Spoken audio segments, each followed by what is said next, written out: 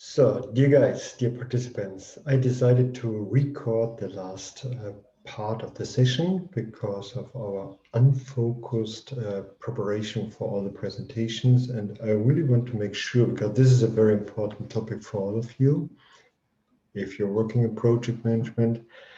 And that's why I really want to make sure that you get access to this content. So the last part is about the mindset of every single project manager. So it's not about the tools, it's not about the methods, it's not about the methodology, it's not about your colleagues, it's not about really other people. You are the starting point. I especially choose photo for the beginning. It's from one of my ultra trails, of course. I participated 2 years ago there. Of course, you depend on others, you need the help. But if you're participating on an ultra trail, in this case, it was more than 60 kilometers and 3,000 altitude, you have to run by yourself. You're not able to blame anyone. It's about you. And before you can start running or participating on this kind of competition, you have to hyper focus on the training and also hyper focus on the competition. And what does it mean? I just want to explain you in the following slides. So I just want to show what does it mean, fragmented attention and project management. So what happens normally for our normal project member?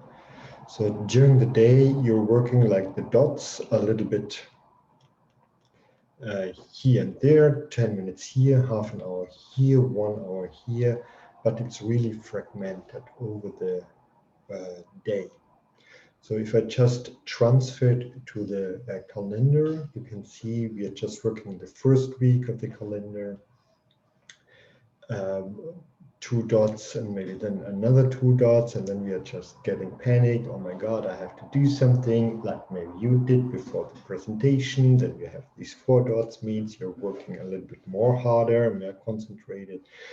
But after this, big force majeure, you're just going down and you're going back to the old habit. So this is what we call fragmented attention in project management. And here the problem is that we can always just scratch a little bit the performance limit by all these working as an autopilot or actionism, but we never will crush the performance limit. So we won't be high performer. So we are just normal project manager.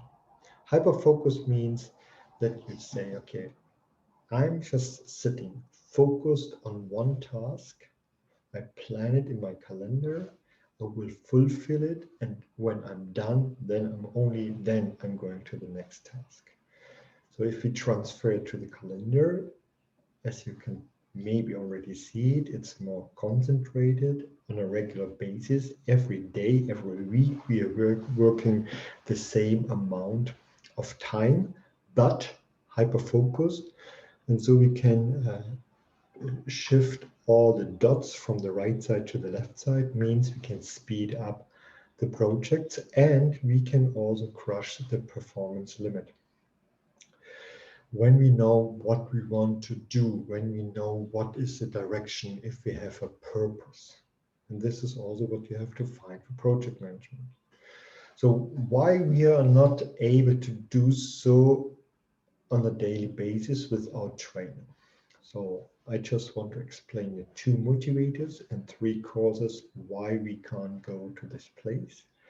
And one of the causes you already know, and because this is your daily business, it's this whirlwind day-to-day business. So you're just coming into the office, opening emails, your colleagues are coming, and you're just starting firefighting instead of just sitting down, getting all the tasks, making a prioritization, and then you execute the most important, the most urgent tasks at the beginning, and you really make a decision if the task you're doing necessary, if they are making a value proposition for anyone, or it's just to be busy, that you're like not thinking what is the importance of the task. So you're running out of on, as we call it in the plane, autopilot.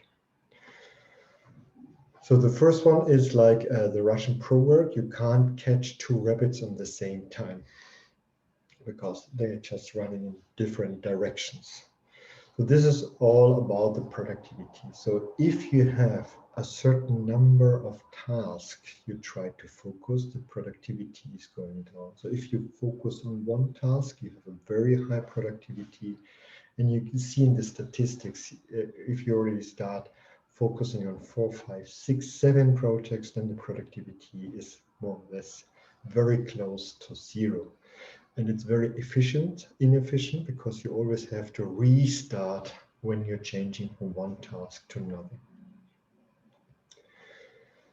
So the first motivator, based of the proverb and based of the statistic, is if you come to a so-called hyperfocus, you can just put all the puzzles together and you won't have too many, in this case, puzzles. And when we're talking about project management, tasks lying around. And always remember, we are not stressed because of the number of the tasks we fulfilled. We are always stressed because of the task we haven't fulfilled. And the second one is, if you're running out of autopilot and you're just making too many tasks on one time, so you're a multitasker, then the battery, the energy of you is decreasing dramatically and you're running out of energy.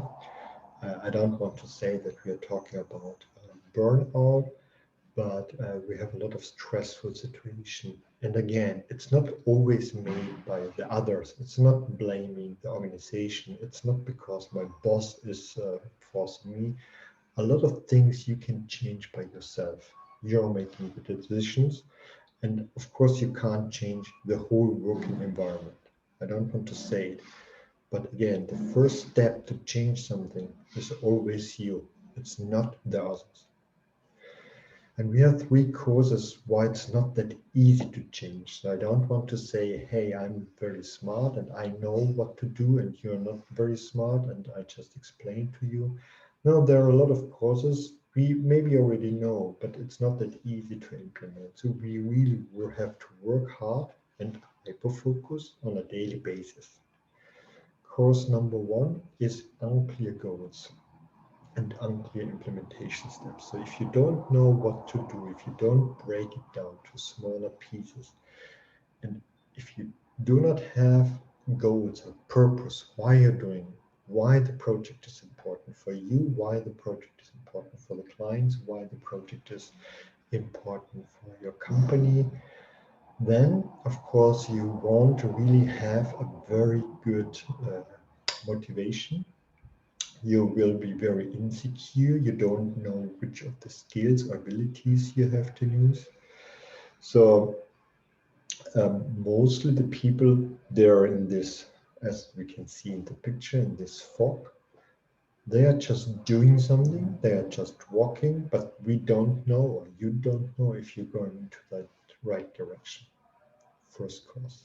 Second course is in the morning, when you start your working field, you just try to sit down and reconsider what you're doing and why you're doing it. A lot of people just pushing the button to get all the emails.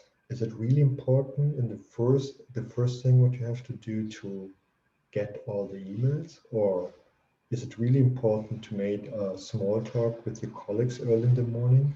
Just think about it. What is the best time for you to be very concentrated? Take this time, understand what is the time window, fight for it, and use it for the most important work. And when you're getting a little bit tired, all of us getting tired during the day, like a coffee break, then maybe you can just do the task you really like to do. Because honestly, we love to read all the emails, even if you're not working through all of them. So as you can see in the picture on the right side, so we have the resources. The resources means this is the energy. which we can use, and it's limited. So our resource, our brain, our energy is not unlimited, it's limited. And there are these little speed spots. These are these guys, what I just explained. This is this small talk with your colleague, drink a cup of coffee in the coffee kitchen, reading the emails, even if it's not important. And they are using a huge amount, and this is the white circle, a huge amount of our energy. And again, if they are using most of the energy, there is not that much left for hyperfocus, for the real important things. And the third one is, it's like willpower is also a finite resource. So if we already used a lot of willpower early in the morning because you have done something what you don't really like to do, then it's like the batteries, and you will decrease. So you have to be very careful. You have to be very considerate what you're doing and when you're doing it. Okay, and there is a method which is called Alpen method. It's by accident, actually. It's not because of me. It's not my name. It's an official name. Alpen. It's the mountains in Europe. And of course, like in project management, as always, we have this acronym. Alpen means A for task. And you see, this is a German one. L, it's length. P is the puffer. E is the decision. And N is the follow-up check. So in our case, maybe we have to change it, but the acronym, but the important thing is that you have to cut the daily tasks into smaller pieces. So you have to identify the task, you have to identify how long does it take, you have to understand, do we need buffer for this? Then you have to make a decision that you are executing, how they're executing, how the outcome should looks like. And then you also have to check it like a follow-up check if you have done it in a proper way. Sometimes you need a buddy, a coach, a mentor, a sparring partner who is maybe helping you by deciding if this task is really done or not. Just show you how my plan for the training for my running is working. So at the beginning of the year, I'm just setting goals. For example, the ultra trail of the mountains. This year I had an ultra trail in Saxonian, more than 65 kilometers, so really challenging goals. And then I make a plan, and you see on the top, over the line, there are all the things what I plan to do. This are the running in kilometers and all the quiet time when I'm just relaxing, and always when I have done something, I just put it from one side to another. And if I can see that I haven't really done all my tasks, in this case, all my training units, I will never ever fulfill my plan at the end of the day. This is like project management. So if you really want to make, for example, a final presentation for the class, or if you have to make a presentation for your CEO, or you have something else you have to do, then you have to just cut it down in smaller pieces. You have to see in front of you what is the deadline. And then you every day, even every half day, maybe in the morning and the afternoon, you just taking the sticky notes. Of course, you can also use something on an electronic basis, that you're just moving the task from one side to another, because if you're moving all these small tasks from one side to another, the probability that you will finish on time, it's very high. And if you see that there are a lot of post-its, like in my case, in the week number 2 and 3, there are a lot of post-its on the bottom of the plan. I can see, oh my God, I haven't trained. Of course, maybe it's not that urgent in the moment, but if I do not train at all, I will never ever finish the trail, or maybe it's dangerous because I'm untrained at the end of the day. But still, this is one of my goals I want to fulfill. The second action that you can do is you have to identify and then eliminate the sweet spots. What does it mean, the sweet spots? I'll just show you a statistic. A statistic, what are the people doing in 60 minutes in a normal office day? So there are a lot of questions. Now, how often does Jessica check new developments on Facebook? You can just make a guess by yourself. It's big numbers, believe me. Once. In this case, it's not a big number, but once in every hour checking Facebook. It's private, it's not business. In the business time, it's a lot. Then how often Jessica look at their iPhone or cell phone?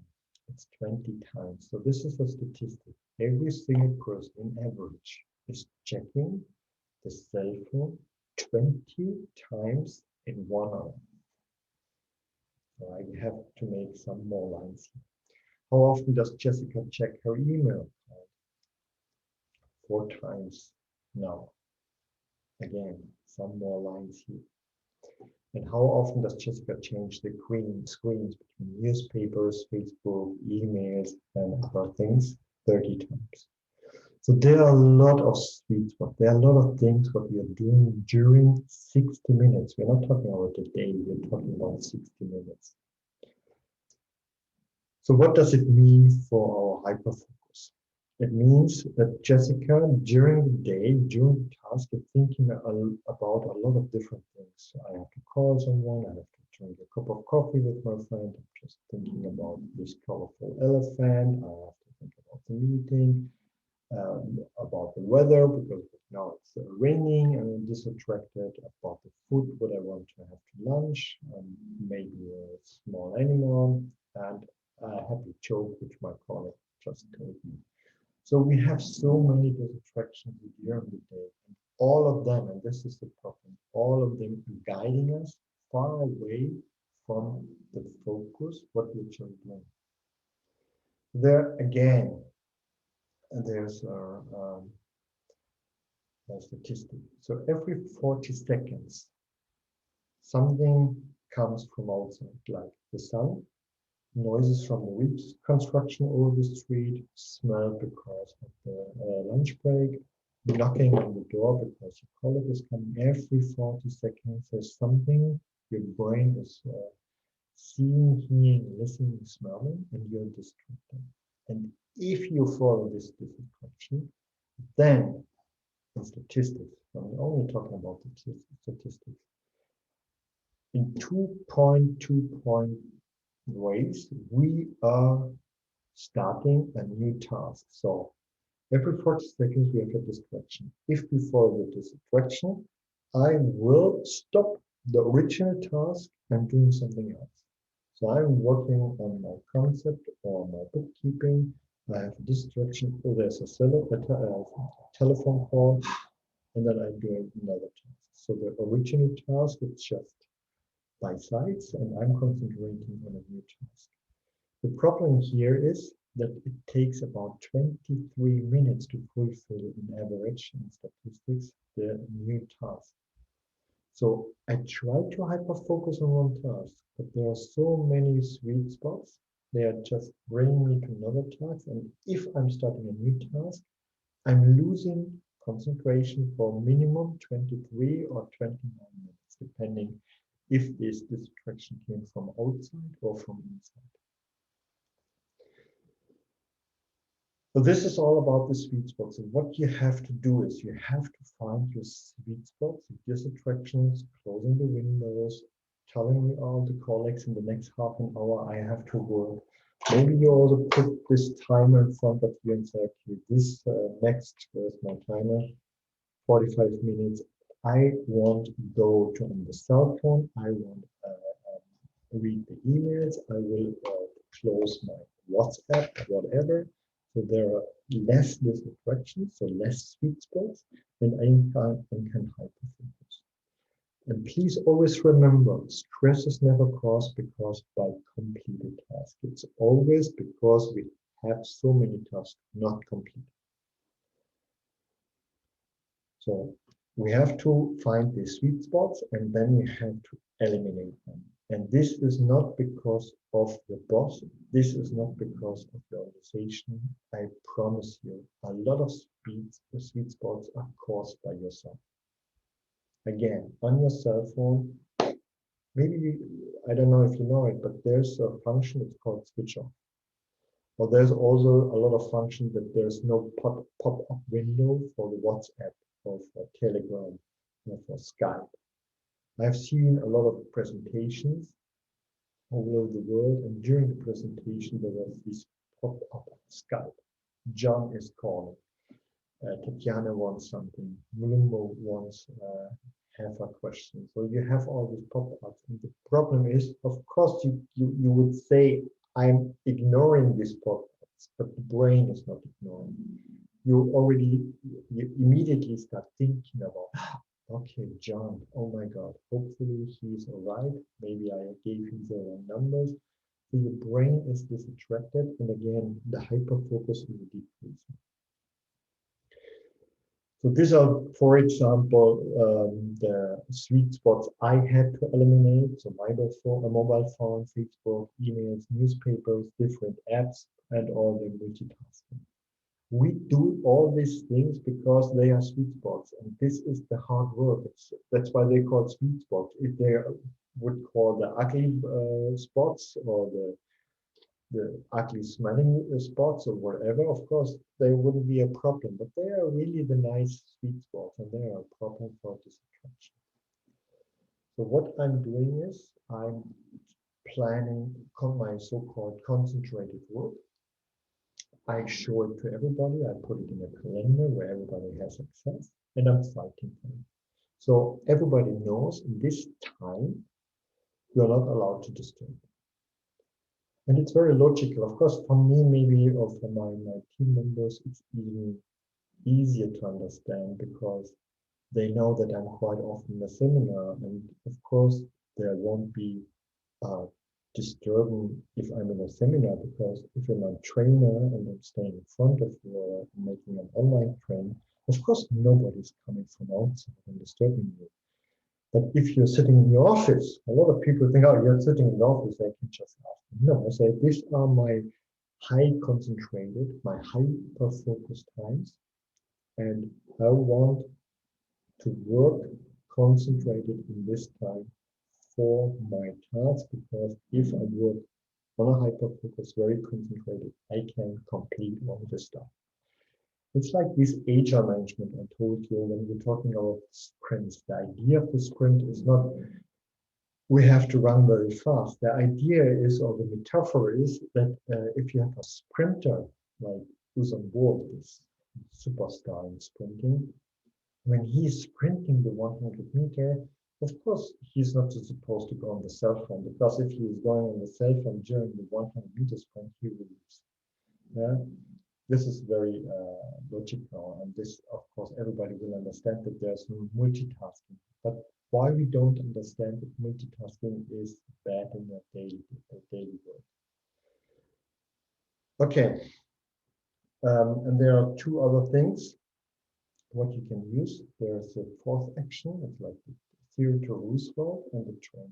The Theodore Roosevelt is pretty easy. The Theodore Roosevelt, the president of the United States, he always said, okay, if this task normally takes 50 minutes, I just put my timer on half an hour and challenge myself. Maybe I can fulfill it in only 30 minutes. Because if you give your time, a time box, normally you will use it. So just try to cut it. And it's not a big issue. Do you remember the alt method? Because you have a buffer. If you do not can fulfill in this really challenging 30 minutes, then you still have a buffer and the world is circling around. And the second one, it's all about training. It's nothing natural to be a hyper-focused worker. Start with like 15 minutes. So what I'm doing at the beginning, I put my time of 15 minutes and I challenge myself to do nothing, only concentrate 15 minutes on one task. Of course, it sounds very easy, but just train it, just do it once. Maybe you just make a walk through the city and the park and try to concentrate only on one topic. I promise you, you will fail. Yeah.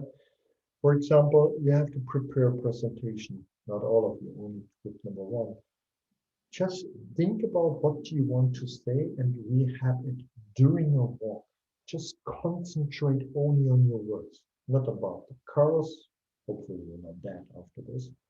Not about the bicycles or the birds. There are so many sweet spots when you're just walking around. And our brain is not that good if you're not training it for hyper focus on one topic, but you have to train it. If you don't train it, it's like everything in the world. People, there are awesome people, they are very successful. They're not successful because they have been born to very successful. No, because they train every damn day. And this is what you have to do. So again, you are the starting point. It's not about blaming other people. It's about you just try to become a better project member or project leader. And to wrap it up, I just want to make a small advertising for a book. It's called The 4 Disciplines of Implementation. You have to follow 4 steps. First, you have to identify absolute important goals, what we call WIG. It's widely important goals. What is important for you in life, in business, in private? Just write it down. Again, it sounds very easy, but sit down and write it down. What is the most important? For me, for example, when we're talking about my sport, most important goal is to be successful in the next ultra marathon. So everything which I'm doing in terms of training, in terms of eating, in terms of sport, in terms of whatever, I focus on this goal. And I know if I'm eating for the next week every day chips and I'm not training, I will never ever be successful in my goal. So there's the goal. And then I just work down the leading indicators. So it's not about, oh, I'm waiting 6 months, this is the training time, and then I'm just running, and then I'm failing in the run, and then it's too late. Now I really have to do something that I'm increasing the probability. One is what I showed you with my training with the post-it. Second is I'm maybe measuring myself, and just I visualize my weight every day. I visualize how many units of sport I'm doing every day. I have a motivational scoreboard. A scoreboard means I have my medal from the last running. I say, okay, this was my last success. But do you really want to tell the people I had a success like 10 years ago? No, I really want to have more successful stories in the future. And the scoreboard means that I have all my numbers. What is my average pace? What is my average heartbeat? How many kilometers I run per week, per month, per day, whatever. So I need something that is motivational to visualize. And the last one is also very important, hold each other accountable. Means you have to find a sparring partner. For example, I have a sparring partner, my brother. Every Monday we have a telephone call and we just make a sort of retrospective what you have done, just talking about the sport, the last week. How was your training? How many kilometers have you run? How do you feel? Are you ill? Do you have insurance? And what are the plans for the next week?